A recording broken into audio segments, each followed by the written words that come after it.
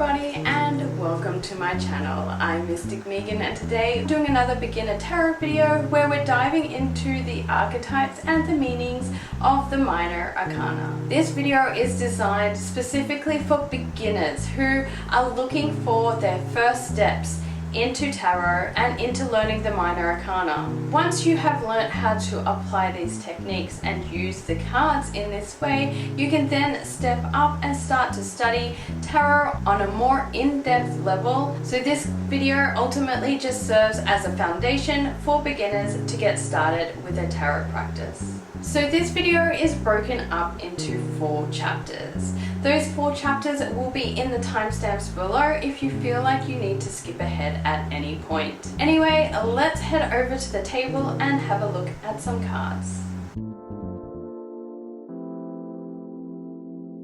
Okay, so welcome to my table and here are the cards that we're going to be looking at today. These are actually the cards that I use to learn tarot. So you will be learning alongside me the same way that I learnt to read tarot. As you can see here, I have divided the deck into its suits.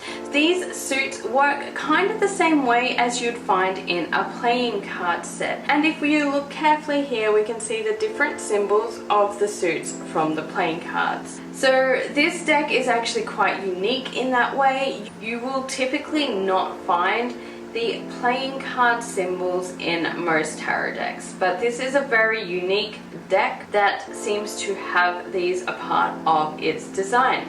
So the origin of the tarot suits come from Spain and Italy. So the suits are divided up into cups, pentacles, wands and swords. So let's have a look at these suits in more detail.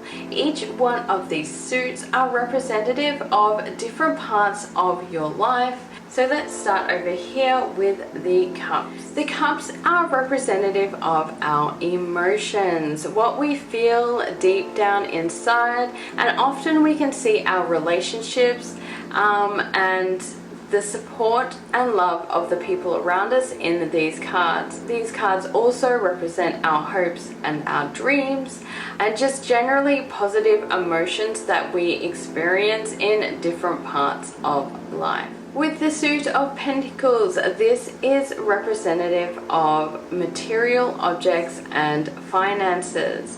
So work can be represented here, but keep a note that any work that is represented here is that of financial gain. So it's about your income, it's about the money coming in, not the actual work itself and not how it works practically in your life. This is all about money. So anything about money, things you need in the material world as far as material support, housing, material objects, food, all of that kind of stuff is represented in the suit of pentacles. So the wands are representative of work in a more practical way. So it is representative of work in a work sense, not in an income sense. So it kind of speaks to starting a business or business opportunities, study and learning and implementing skills that you have learnt, that kind of thing, as well as just general everyday life, the things you do in everyday life, and being practical and action orientated. Next we have the swords. So the swords are all about ideas and thinking. So generally it's your perception about things and to do with your fears, insecurities, as well as negative emotions can show up here. People with negative intentions can show up here as well. So this has a lot to do with underlying influences that are negative or are impeding our success. So now we have an idea of the themes and the ideas behind each suit and how this technique is going to be implemented. We're going to dive deeper into the archetypes in each of the court cards and the numbers from 1 to 10. Starting here with the pages. So the pages are all about new ideas, inspirations, the start of something new, of learning and growing, even a message coming in, or even new ideas and inspiration. Next we have the Knights. So the Knights are very action orientated. They are focused and dedicated. The Knight is the consistent and effort and hard work you put into creating something. Whereas the Pages, for example, are the beginnings of something.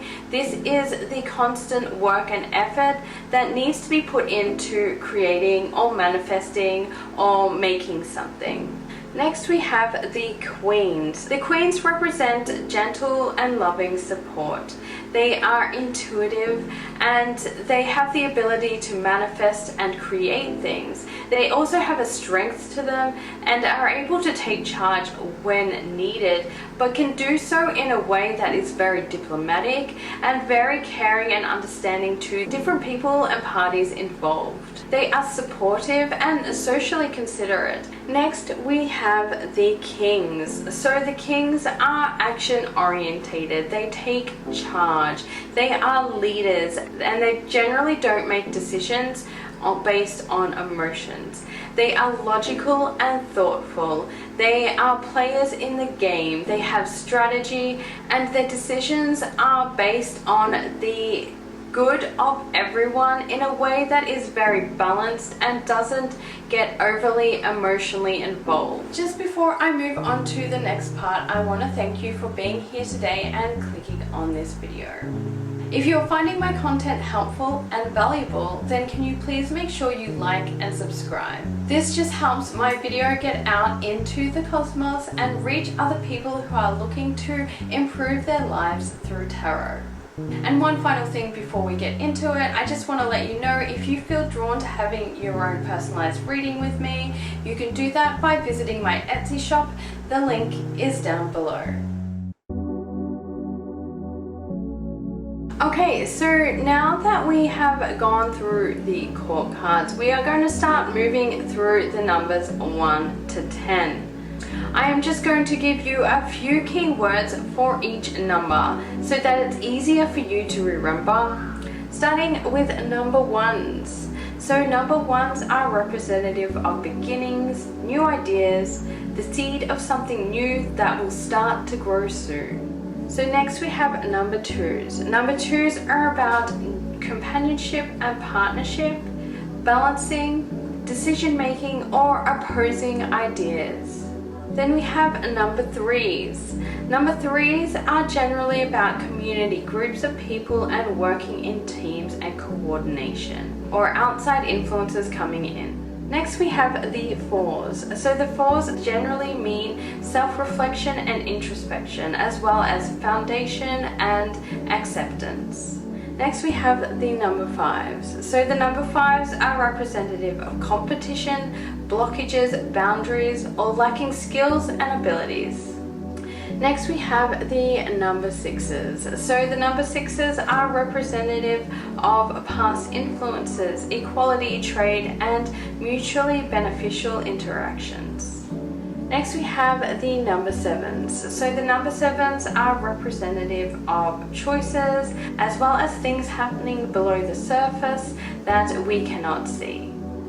Next we have the number eights. So the number eights are about success of your endeavors and hard work, dedication and potential. So next we have the number nines. The nines are representative of dreams as well as nightmares and worries, but also the completion and final push at the end of a cycle. Last we have the number tens. The tens are representative of the end of a cycle, the end of a chapter, for better or for worse. And it also indicates that potentially you are going to be moving into a new chapter and a new cycle in your life.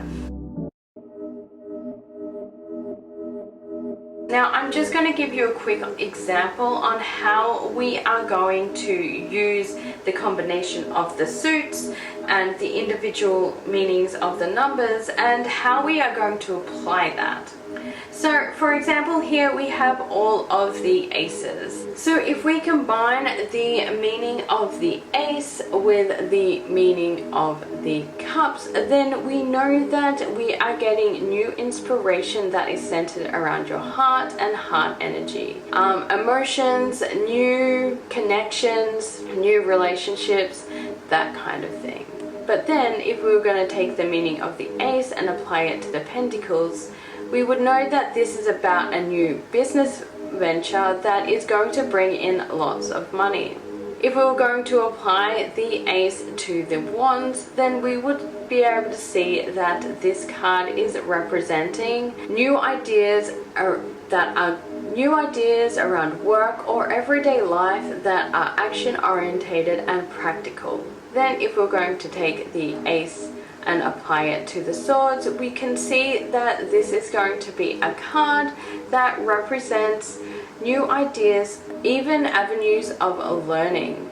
So finally, I'm just going to do a quick example reading for you guys, just using the Minor Arcana. So let's give this a shuffle and pull out a couple of cards. So first we have the Ace of Swords. So we are looking in this particular reading that there is a new idea, something that you've come up with recently that is an inspiration towards something you want to work towards. So then with the Knight of Wands, we are going to be looking at the actions that you are putting in, and you are going to be very action orientated and consistent with the work that you put in. You're going to be fearless and not showing any hesitation about going for it. Then with the Two of Swords, we are seeing that there is a decision that needs to be made, that perhaps in your mind there are a few things that are swirling around and you're unable to make a decision about something. As I mentioned, this is not a be-all end-all video about the Minor Arcana. This is just a springboard for you to start your tarot studies and a foundation to dive deeper into the specific meanings of each card. Last thing before I go, I just want to let you know, if you are interested in getting your own personalized reading with me, I am offering a 20% discount on all of my deep diving in-depth readings with the code MINOR20. A 20% discount on all deep diving in-depth tarot and numerology readings with the code MINOR20. And I'll see you next time.